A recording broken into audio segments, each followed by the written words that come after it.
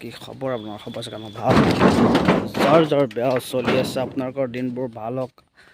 আজি যিহেতু মই টপিকটো বেলেগ, টপিকটো মানে কি, প্ৰথম দিনাখনৰ পৰা পোৱালিবোৰ লাষ্টৰ দিনালৈকে কেনেকৈ ৰখাব লাগে, কি কৰিব লাগে, কি মেডিচিন দিব লাগে, কি পদ্ধতিত ৰখাব লাগে, সকলো মই ভাঙি পাতি বুজাবলৈ চেষ্টা কৰিম। ভিডিঅ'টো লাষ্টলৈ চাই যাব। যদি চেনেলটো নতুনকৈ চাই আছে ছাবস্ক্ৰাইব কৰিব, কাষত থকা বেলটো দবাব যাতে প্ৰথমে মোৰ ভিডিঅ'বোৰ চাবলৈ পায়, শ্বেয়াৰ কৰিব যাতে সকলো বন্ধুবৰ্গই এই ভিডিঅ'টোৰ পৰা উপকৃত হয়, নহয় জানো? তেনে বলক ভিডিঅ'টো আৰম্ভ কৰিব।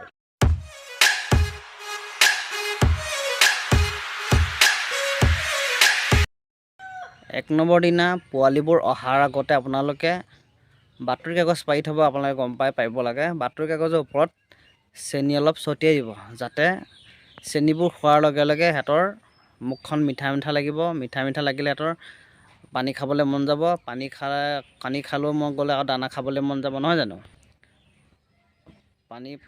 আৰু পানীবোৰ পোৱালি অহাৰ আগতে লগাই থ'ব, যাতে পানীটো ডাইৰেক্ট আহি খাবলৈ পায়। আৰু যদি অলপ কুহুমীয়া পানী গৰম যদি কৰি দিয়ে বেছি ভাল। কুহুমীয়া পানী ঠাণ্ডা দিনত বিশেষকৈ দিব লাগে। গৰম দিনত ইমান দৰকাৰ নাই বাৰু, কিন্তু ঠাণ্ডা দিনত আপোনালোকে কুহুমীয়া পানী দিব লাগিব।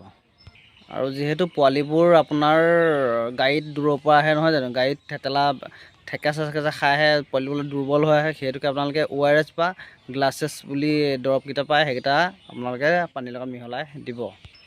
নাইবা ইলেক্ট্ৰিকেয়াৰ বুলি এটা পাউডাৰ পায়, সেইটো ফাৰ্মাচীতে উপলব্ধ আছে, আপোনালোকে সেইটো দিব পাৰে, নিশ্চয় সফল পাব মানে।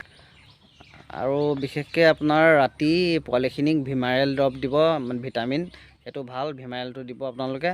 আৰু বাকীবোৰ আপোনাৰ LS মানে ছুপাৰভাইজাৰৰ লগত যোগাযোগ কৰি ভালকৈ কেনেকৈ দিব লাগে বাকীটো সুধি ল'ব, মই জনাকেইটা কৈ দিছোঁ, নহয় জানো? 2 নম্বৰ দিনা, 3 নম্বৰ দিনা আৰু 4 নম্বৰ দিনা এইকেইদিন ৰাতিপুৱা এণ্টিবায়'টিক দিব 3 দিন, আৰু ৰাতিলৈ ভিটামিন দিব 3 দিন। ভিমাৰেলটো ভাল, ভিমাৰেল দিলেও হ'ব, 3 দিন ভিটামিন দিব। এই 3 দিন এইকেইটা দৰৱে দি থাকিলে হ'ব। 5 নম্বৰ 6 নম্বৰ দিনত আপোনালোকে ভিটামিন লগাই থ'ব পাৰে, বাকী এনেকৈ দিব নালাগে, নহয় জানো? 7 নম্বৰ দিনা কি কৰিব?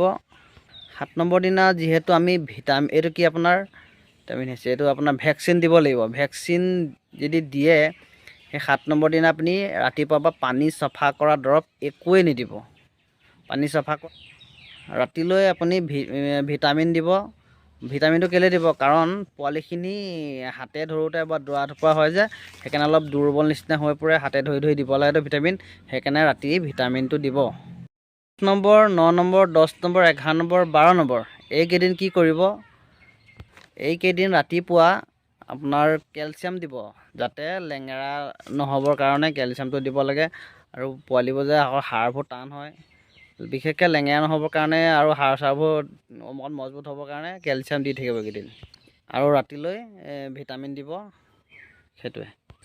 13, 14, 15 দিনখনৰ পৰা আপোনাৰ লিভাৰ দিব।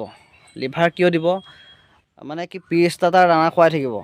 প্ৰি-ষ্টাৰ্টাৰ দানাটো চেঞ্জ হ'ব, তাৰপিছত আপোনাৰ ষ্টাৰ্টাৰ দানা আহিব। সেইটোকে দানাটো যিহেতু অকণমান ডাঙৰ আহিব, প্ৰি-ষ্টাৰ্টতকৈ অলপ ডাঙৰ আহে, নহয় জানো? প্ৰি-ষ্টাৰ্টতকৈ ডাঙৰ আহিব যেতিয়া, সেইকাৰণে লিভাৰটো দিব লাগিব। লিভাৰটো দিলেহে দানা পানী বেছিকৈ খাব, নহয় জানো? দানাটো চেঞ্জ হ'ব যেতিয়া লিভাৰটো খুৱাব লাগিব। আৰু আপোনাৰ কি কৰিব? বটন লিভাৰ দিব। বটন লিভাৰ বুলি এটা পায়, সেইটো ভাল মেডিচিন, সেইটো দিব পাৰে। 17 আৰু 18 দিনত একোৱেই দিব নালাগে, নৰ্মেল চলাই গ'লে হ'ব, সুফল পাব। 18 নম্বৰ দিনত পানী চাফা কৰা দৰৱ নিদিব। কেলৈ নিদিব? কাৰণ ৰাতিলৈ 2 নম্বৰ ভেকচিনটো দিব লাগিব, সেইটোকে পানী চাফা কৰা নিদিব। 1 নম্বৰ ভেকচিনটো যেনেকৈ দিয়ে 2 নম্বৰ ভেকচিনটো একেই দিব লাগিব, চকুতে দিব লাগিব, নহয় জানো? সেইটোকে পানী চাফা কৰা দৰৱ দিব নালাগে। ৰাতিলৈ এইটো কি, ভিটামিন দিব, যাতে পোৱালিবোৰ অকণ ষ্ট্ৰং হয়, গম পালে? 18 নম্বৰ 19 নম্বৰ আৰু 20 নম্বৰ দিনাৰো ৰাতিলৈ ভিটামিন চলাই থাকিব 3 দিন, নিশ্চয় সফল পাব। 21, 22, 23, 24, 25, 26 মানে সেইকেইদিন আপোনালোকে কেলচিয়াম লগাব। ডেইলি একদিন কেলচিয়াম লগাই দিয়ক 6-7 দিন, যাতে লেঙেৰা নহয়। সেইকেইদিনত মানে কি হয়, পোৱালিবোৰ অলপ বেছি লেঙেৰা হয় বা হাড়বোৰ অকণ টান হ'বলৈ ধৰে, নহয় জানো? সেইকেইদিন লেঙেৰা নহ'বৰ কাৰণে কেলচিয়াম ডেইলি লগাব। সেইকেইদিন 6-7 দিনমান ডেইলি লগাই দিব। 27, 28 আৰু 29 এই 3 দিন লিভাৰ দিব। কিয় লিভাৰ দিব? দানাটো চেঞ্জ হ'ব। ষ্টেটাৰ প্ৰথমতে পি ষ্টেটাৰ আছিলে, পি ষ্টেটাৰ পৰা আহিলে ষ্টেটাৰ পৰা আহিব সেই 27-28 দিন আপোনাৰ হেৰি ফিনিচাৰ দানা আহিব। ফিনিচাৰ দানাটো আৰু ডাঙৰ ডাঙৰ আহে, সেইটোকে দানাটো খাব নোৱাৰিব। যিহেতু সেনেকৈ লিভাৰ সেই 3 দিন দিব লাগিব। সেই 3 দিন মানে লগ দিলেহে মানে দানাটো ভালকৈ খাব বা ইনটেক কৰিব। 30, 31, 32 সেই 3 দিন জিপ্ৰমিন লগাব, যাতে ৱেটটো পটাপট আহে আৰু ভাল ৰিজাল্ট পায়। ৱেটটো আহিলেহে মানে ভাল ৰিজাল্ট হ'ব, ৱেটটো নাহিলে ভাল ৰিজাল্ট হ'ব নোৱাৰে। সেইটোকে ভিটামিনটো ডেইলি লগাবলৈ চাব, ভাল পাব ৰিজাল্ট। আৰু যদি ফলীয়া ফাৰ্ম হয় ডেইলি ৰেকিং কৰিব। ৰেকিং নকৰিলে ভাল ৰিজাল্ট নাপাব, যিমানে দানা খাওক বা যিমানে ভিটামিন খাওক। সেই মানে কি ফলীয়াটো ৰেকিং কৰিব লাগিব, তেতিয়াহে ভাল ৰিজাল্ট পাব। কষ্ট কৰিলেহে ভাল ফল পাব। চাং ফাৰ্মত বিশেষকৈ এইবোৰ দৰকাৰ নাই, ৰেকিং কৰিব দৰকাৰ নাই, কিন্তু লেট্ৰিনটো চাফা কৰি থাকিব যাতে এমনিয়া গেছটো ব্লক নহয়। এমনিয়া গেছটো ব্লক হোৱাৰ লগে লগে পোৱালি মৰ্টেলিটি বাঢ়ি যাব। বিশেষকৈ ঠাণ্ডা দিনত কি গৰম দিনত হিট ষ্ট্ৰক হ'ব। সেইটো আৰু গোন্ধটো বেছি ওলালে বেয়া মানে, নহয় জানো? সেইকাৰণে লেট্ৰিন চেট্ৰিন চাফা কৰি থাকিব। পাত্ৰ পানী পাত্ৰবোৰ ডেইলি চাফা কৰিব। কাৰণ কেলৈ যোনবোৰ দানা পাত্ৰৰ পানী বটলত লেতেৰা বা পানীত কিছুমান কালাৰ বহি যায় পাত্ৰবোৰত, পানী পাত্ৰবোৰত, সেইবোৰ ডেইলি চাফা কৰিব। আৰু দানাৰ যোনবোৰ ঢাকনাবোৰ, সেই ঢাকনাবোৰত দানা দি অলপ কিবা খেলা নিচিনা হৈ যায়, সেইবোৰ কৰিব নিদিব। ডেইলি চাফা কৰিব, নিশ্চয় সবল পাব। এইকেইটা কাম কৰক, যদি ৰিজাল্ট ভাল লাগে নিশ্চয় সবল পাব। কষ্ট কৰিলেহে ফল পাব, কষ্ট নকৰিলে ফল নাপাব।